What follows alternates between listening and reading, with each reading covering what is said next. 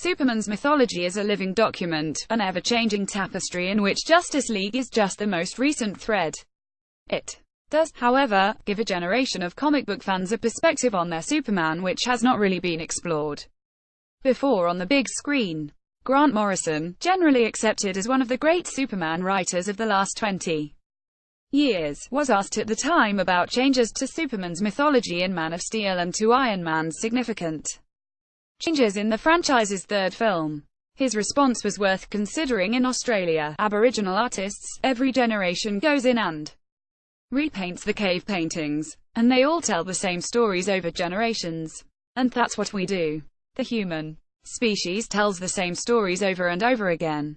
Stories of heroes and villains. And I think we have to update them for each new generation, said Morrison. Any fans who cling on to maybe a version of something they read when they were children are really just hanging on to a past.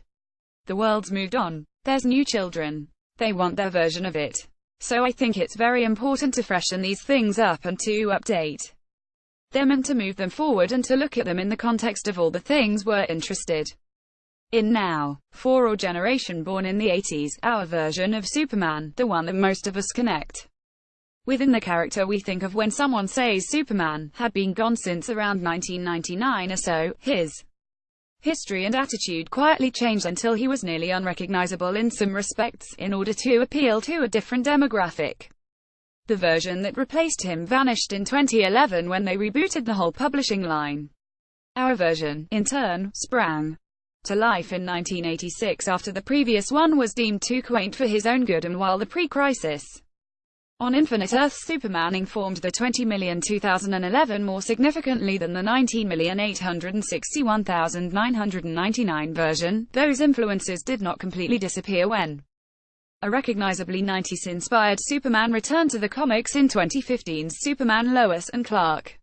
The process is cyclical, and it has been for years. Before we had giant, continuity-altering, time-travel stories to force the change, we had the simple act of a writer consciously changing the depiction of a character to better reflect the times. Superman, when introduced, wasn't the Man of Steel, the Man of Tomorrow, the last son of Krypton but the champion of the oppressed. He fought fat cat bankers who gamed the system and screwed the little guy, but years later he was busting commies just like any other American pop culture hero. In the 70s, his book became increasingly science fiction oriented, which continued until the 80s. When they officially hit the reset button the first time. There is, as longtime Superman the Man of Steel artist John Bogdanove recently recounted to us, a disagreement even among the professionals who make Superman comics about just how he should be handled. Is he an alien who feels out of place? Is he a god merely masquerading as a man? Is he a farm boy liaised with the expectations placed on his shoulders? Is he the all-American kid? A little of everything. For creators like Bogdanove, and current Action Comics writer Dan Jurgens, Superman is Clark first. This is one of the things that the film universe largely seems to understand, even if it not always executed perfectly. The appeal of exploring who Superman is and why he does what he does. In the past, films have seen him as a generally good guy and was raised right, with not much needed beyond that. Still, exploring Clark before he was Superman has some value, for a reason made explicit in both the Superman comics of the post-crisis era and the Justice League movie and Justice League, when pressed by Alfred as to why it was so important to resurrect Superman, Batman gives a variety of answers that fail to pass muster with his father figure. One of them, finally, connects. The answer, he's more human than I am, Batman says. He lived in this world, fell in love, had a job, despite all the power. The world needs Superman, Bruce adds. The team needs Clark. That fundamental part of most modern interpretations of Superman had never really made it to the big screen before Snyder. The idea that Batman is the real guy, and Bruce Wayne is the mask he wears in the daytime. Superman, meanwhile, is a costume that Clark Kent puts on. Batman is driven by guilt and rage, and his truest, most recognizable self is the one who dresses up in body armor and pummels people who remind him of the guy who killed his parents. He wears the costume to strike fear into the heart of criminals who are, by nature, superstitious and cowardly. lot.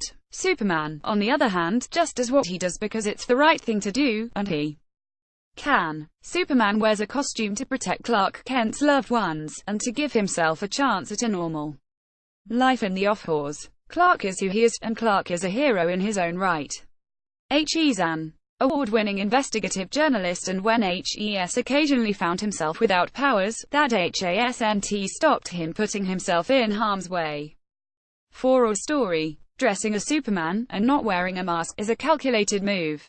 If he were wearing a mask, there would always be a question of who's under it, and so he would always be worried about protecting his identity. Not wearing one, and going out in public, gives people the impression that this is his life. The hope is that they assume when HES not Superman, HES off on another planet or in his Arctic fortress or something. They don't think HES even got another life because, why would he? Seen in that light, incidentally, the idea that changing your hairstyle, posture, and wearing glasses might actually be a legitimate disguise for Clark, since nobody's looking for Superman to be anywhere else. I mean, we have no reason to assume that Donald Trump has a second life either, so if you saw someone who looked a lot like him, would you accuse him of being president? Would people try to lobby him? Assassinate him? Probably not. And that's been the thing about the film adaptations up until now. You will believe A Man Can Fly was the most important thing. Superman was always the most important thing. Clark was secondary at best, and frankly it left the character a bit shallow and aloof. In the more modern setting of Snyder's films, it's about his struggles because without Clark Kent, Superman is basically just a costume. Justice League is in theaters now. Justice League 2017. Justice League 2017 buy tickets powered by Fandango. Comic book composite 63.03 all-time comic movies 68 average rating. All-time rated 15 3.965 from 72 users view profile.